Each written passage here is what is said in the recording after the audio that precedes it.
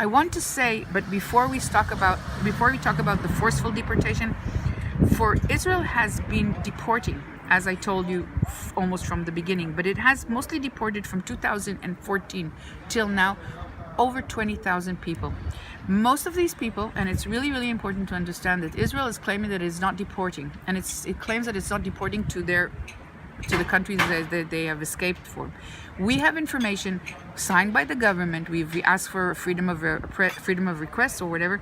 We have information that most of the people have been deported to Sudan and to Eritrea. We have 6,000 people deported to Sudan and over 2,000 or 3,000 people deported to Eritrea.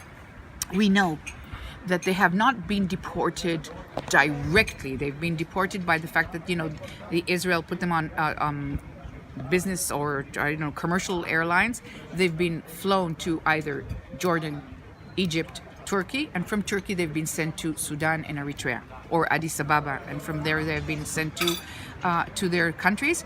We know of a lot of people that arrived to Sudan, and on the day that they arrived, they've been murdered. We know about a lot of people that arrived to Sudan, and in the airport they've been catched, they've been tortured, some of them been killed, and some of them live under fear of being killed. I mean, after they've been tortured for many months or being raped or whatever it was, they're released, but they're all under surveillance all the time. So people that live in Israel are in extreme danger because Sudan sort of sees us as an enemy state, even though we know that they're unofficial warming up between Israel and Sudan. But in general, Sudan uses the fact that these people have been to Israel as they are worthy of death. They are traitors, they are espiers, whatever. So sending to Sudan is extremely dangerous. Sending to Eritrea is even more dangerous. We know that there are a group of people that pay the 2% to the Eritrean government, and they are so-called supporters. Of course, they're not necessarily supporters. They have family in Eritrea and they're afraid. But when they are sent to Eritrea, they are given unofficially, they're given 2 or 3 months to stay to Eritrea, to say hello to their families, to bring in foreign money, and to leave Eritrea. They cannot stay in Eritrea. If they stay in Eritrea, they are being taken forcefully again to be into the army or to whatever. The other group that is resistant to the Eritrea government, that do not pay the 2%, they disappear. Nobody knows what happens to them. Their families in Eritrea don't know. Their friends here, nobody knows what these happen to these people. We don't even have one account of somebody that was deported, and we know that he was an opposer to the government, and we don't know anything about them. So Israel has been deporting, and Israel has also been using this system of, I call it the revolving door, through Uganda and Rwanda and Uganda. And we know that I've been to Uganda, and I have testimonies from people, from over 25 people in Uganda and over at least 10 or 15 people in Europe that did the whole journey. We know that they are being, once they reach Rwanda, and the same thing with Uganda, they're being met inside the airport before they even go to the before they even show their passport to anybody. They're being met by smugglers. These smugglers are not just general people that come to the airport to deal with refugees. These are people that have the authority to do it. They have the names, the lists, and the pictures of the people that have been sent to Israel. I mean, each day there's a shipment. Each day these people meet them. They take them. We know that they take them in Rwanda. They take them to a villa in Kigali, where they're being kept between 24 hours and 48 hours. And we know that after that they're being smuggled outside of the country, where they have to pay it.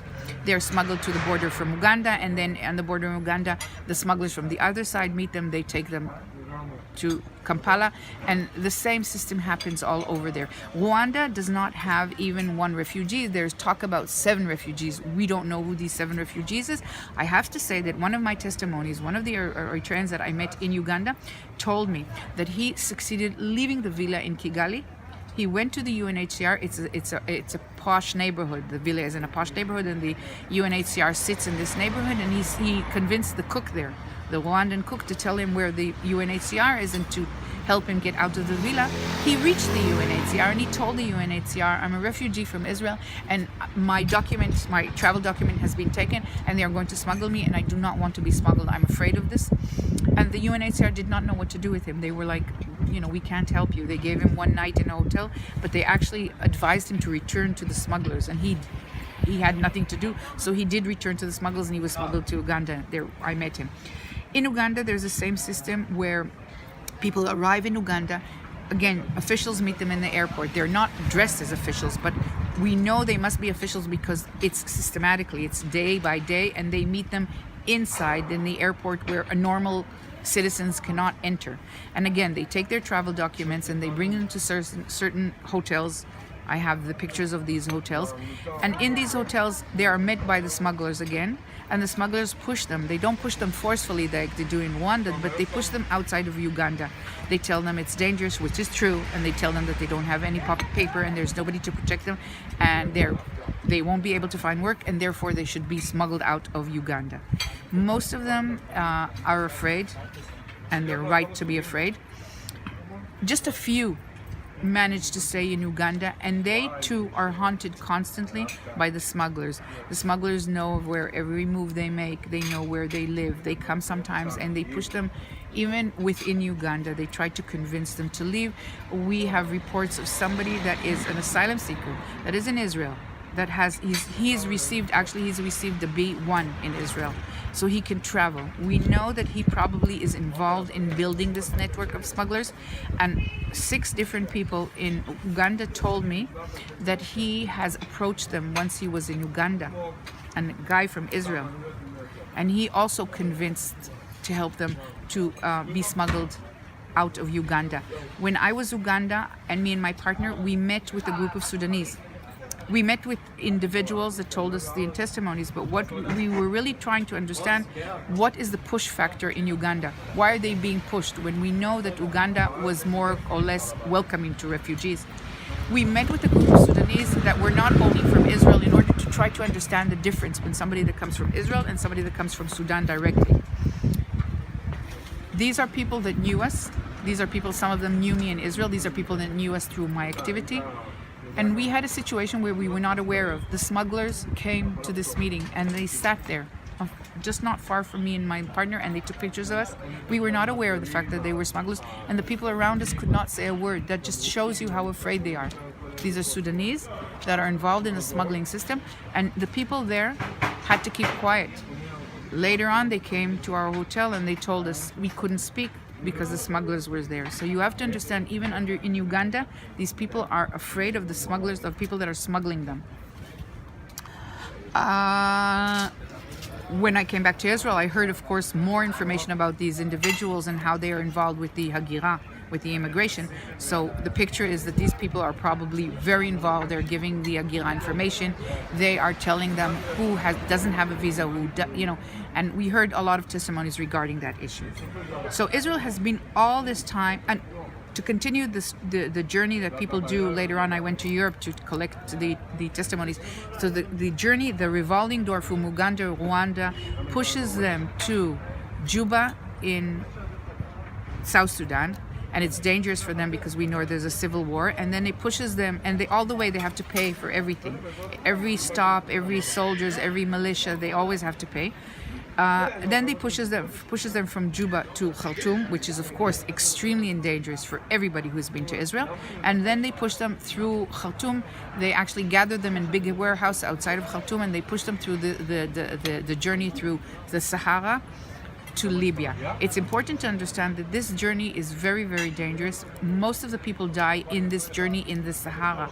First of all, they're being the people that smuggle them actually call attackers, call militia groups, and call people, and they're being, again, beaten, raped.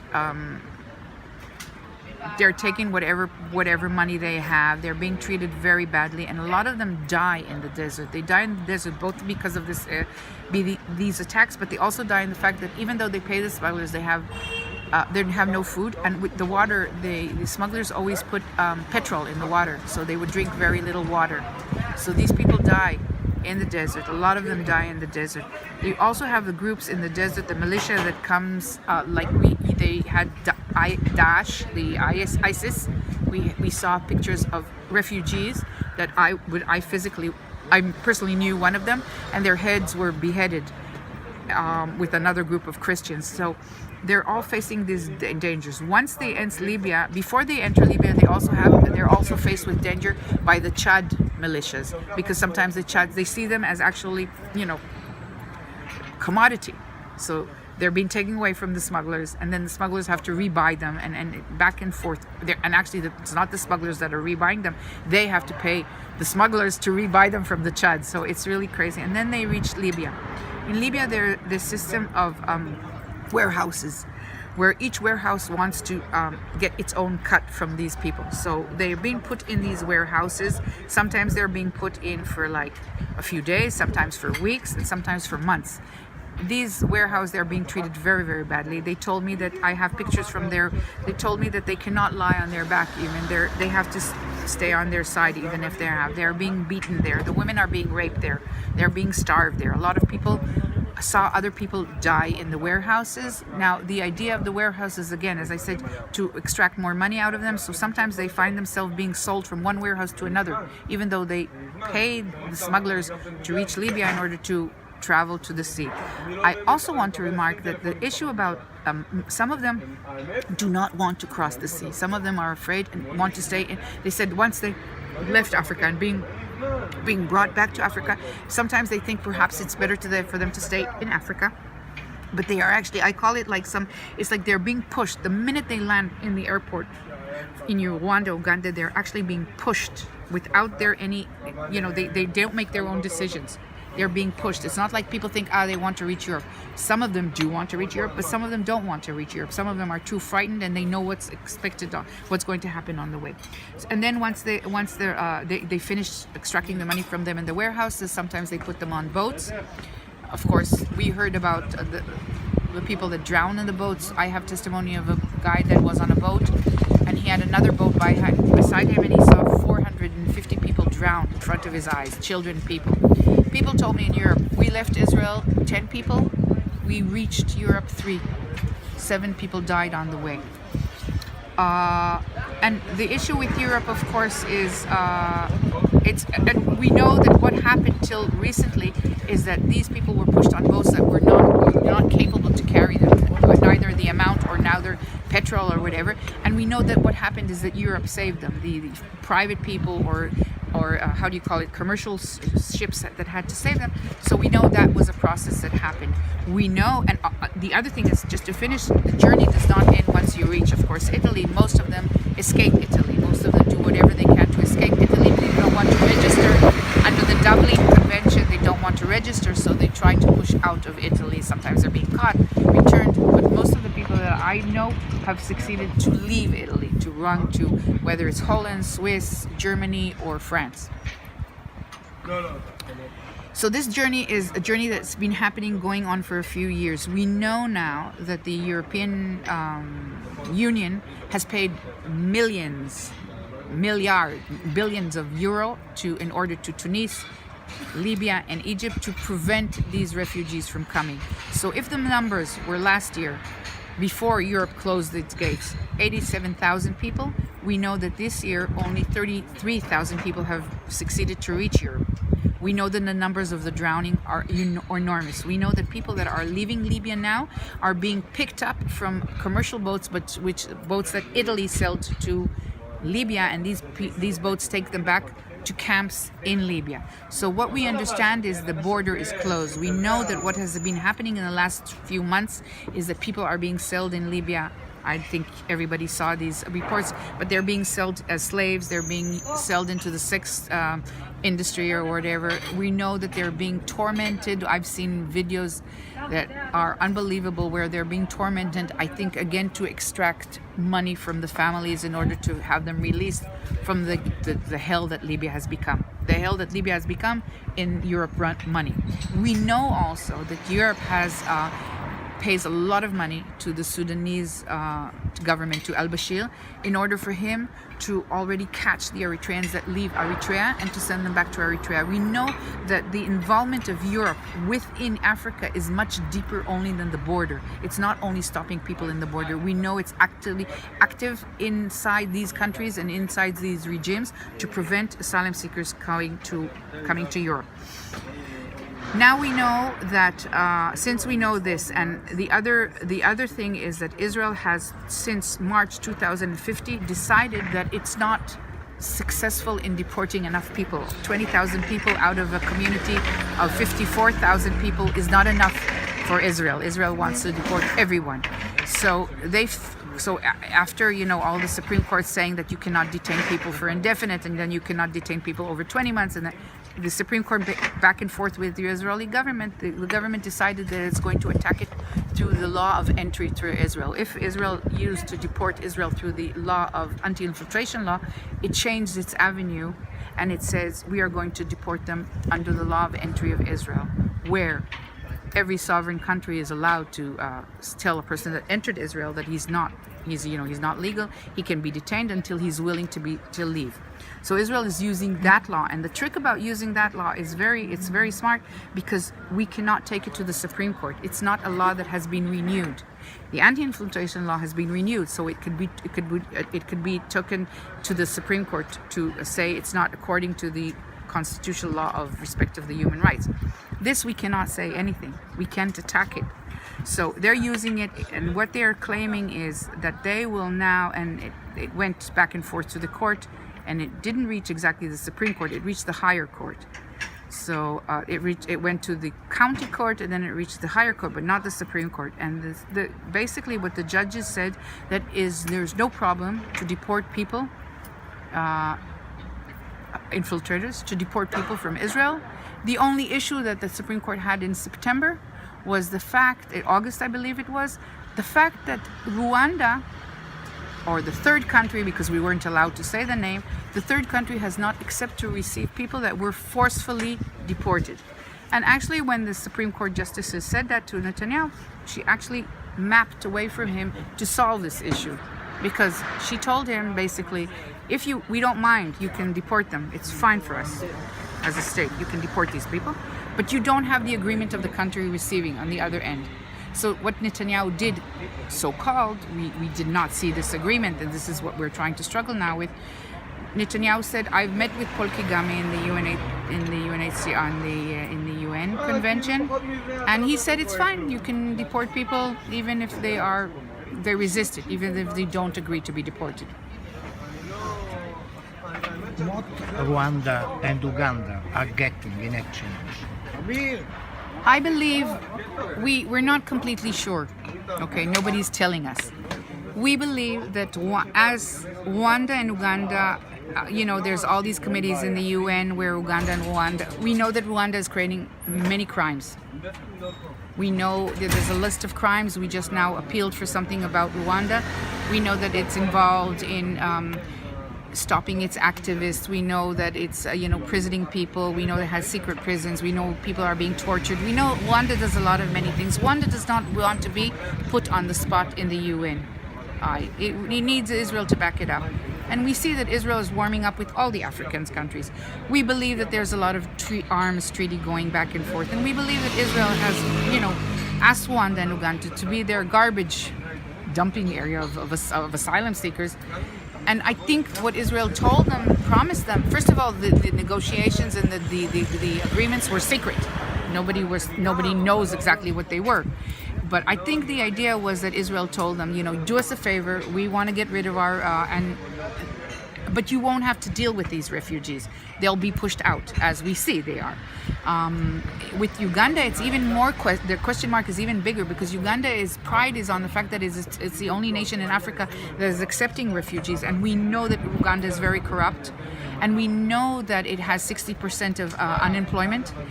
And we also know that Uganda is receiving money for each asylum seeker that is registering in the UNHCR. We also know that in Uganda, the UNHCR sits under the office of the Prime Minister. It's not independent. So an asylum seeker that reaches Uganda cannot go to the UNHCR independently as he can here. Not that they help much here, but he can't do that. He has to go through the government. And normally what happens is that they go to the government, they receive a piece of paper, and the UNHCR pays Uganda for each asylum seeker or each refugee they accept. Why would they not accept 3,000 refugees from Israel? What's the business with Israel? There are only 3,000. When I was there a year ago, there were like almost 500,000 refugees. Now we know there are 1.5 million of refugees from South Sudan. So we know that Uganda is full with refugees. We're wondering what's the problems with 3,000 refugees from Israel. I believe that there's agreement that Israel does not want these people to stay in Uganda. They do not want their testimonies. They do not want their voice to be heard. Israel wants to actually push these people either to their death or just to disappear. Another interesting thing is nobody in Israel has the list of names of people that have been deported. We do not know the names of people that have been deported. We have our friends, we have people I met, but we do not have a list saying that these are all the people that have been in Israel, lived in Israel, and have been deported. And I don't know if I have to emphasize how wrong that is. You can't follow them. You can't follow them, exactly. And when we try to follow them, I have to do it in a personal base, as you saw, and I have to rely on my connections with the community to try and find them. Sometimes the community meets me, but does not want me to publish the fact that I met with this or this person. The community does not want to give me, sometimes they give me names, but it won't allow me to publish the names of people they know that died.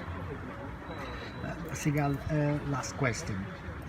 Now, in 3 months, the asylum seekers, they have to decide if to leave voluntarily or to go to prison. Okay. Can you give us also numbers? First, we have to talk about who are the people that are first going to be under this idea. The government at this point can't for many reasons. It doesn't have enough money, and it doesn't have this dump yard to just trash all the refugees as the image will go. The idea at this point, first of all, you have to understand, Israel has always worked on a policy of creating fear and knowledge that people don't know what's happening, okay? So it's spreading out a lot of lies. My message to the community is, don't panic at this point. Israeli government is panicking you and trying to cause you to leave on your own. They're saying that if they won't leave in the 3 months, they will not receive the $3,500. There's all these lies that the Israeli government is always pushing out to cause panic. The people that are going to be deported, and which are deported almost anyway, are those that their asylum seekers, their RSD request has been rejected, or those who have not submitted an RSD form, okay? These are the first people that are going to be deported. The numbers. I think they're not going to deport the South. They're not going to deport the Darfurians. They're going to deport the asylum seekers from the Nuba Mountains. They're going to deport asylum seekers from the Blue Nile. Most of them have submitted an RSD, so I think that community is safe. So we're talking about the Eritreans. If you have 27,000 Eritreans and you have at least 7,000 women, and they're married, so you know a group of them, let's say 14,000, are not under. These are numbers that my figure is, okay? It's not official. We know that 14,000 people have submitted their RSDs, and we know that half of them have been rejected. I don't know the numbers of those who have been rejected, as I told you, because of the issue of the year or the issue of the army invasion. So I'm not completely sure about the numbers. We're talking about a few thousand at this point. Those, as I said, there was rejected, and those who have not submitted their RSD forms. My belief, this is my personal belief, and this is what I'm telling the refugees, and it's based on my belief and my experience with the Israeli government, and we see it already in the articles surfacing. Israel cannot deport a few thousand at this point to Rwanda, Uganda, I don't know if you just saw the newspaper in The Guardian. The Uganda's officials say they're baffled by Israel saying that they have agreements. They don't know what agreements Israel has with them. And as when I was in Uganda, I met one of the officials in the OPM. We went to meet him, and we didn't exactly tell him what we were and who we were, but I think he knew because we were followed. And one of the things we tried to ask them why, we tried to see an overview how refugees in Uganda are treated, and then we ended up asking him, but what is the difference with refugees coming from Israel? And the only thing he was willing to say is, we believe in sharing the burden. That was his only answer, and he ended the interview. He did not want to continue. So I don't think Uganda will accept, and Rwanda at this point is not capable of accepting. There's no base to accept these refugees there. Also, because Israel claimed, and nobody said who claimed it, this is also the way of the fake news, Israel said that they will pay $5,000 for each refugee that will be accepted. This, by the way, changes the agreement, so we think the agreement has to be opened. But what does that mean? Why would you pay the government $5,000? Are you selling refugees to Uganda? What's happening? I think the embarrassment will be too great for Rwanda. I think what we will see is we're going to see the continued trickle down. Every day you're going to have 4 or 10 people sent to Rwanda and Uganda. This is how, and of course, you're going to see people send secretly. It's not, when I say you're going to see, this is going to happen, but we're not going to see it as public.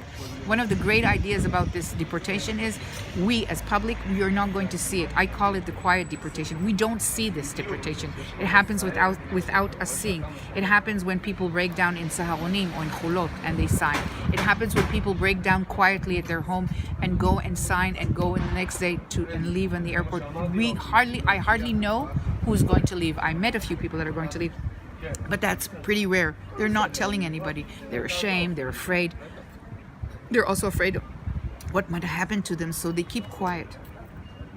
So people are going to continue to break down because there's so many other laws in place, creating a situation where it's difficult for them to maintain their lives here. The 20% law, the way they're closing all the offices where they can renew their visas. There's only one now in Eilat and one in Tel Aviv. So somebody from Beersheba has to come with his children at 4 o'clock in the morning. He has to stand out in this weather or in the rain to renew his visa every month or two. Now, the fact that they are not going to renew the visas, okay? They are going to do anything in their power to create life to be extremely difficult because they're also fining employers. They're also not renewing visas. So they're going to create a lot of situations on the ground that's going to be impossible for the asylum seekers to stay here. Asylum seekers are going to break and leave. The reason now they're not breaking is because of the bad news that's coming from Libya. It's truly impossible. So some of them are staying here in very bad conditions. They're jamming themselves back into like 4 or 5 families in 2-bedroom apartments. Some of the women unfortunately had to go back to be, not go back, but they've been raped in the Sinai desert, and now they have to be prostitutions. They have to work in prostitution in order to maintain their livelihood of their children.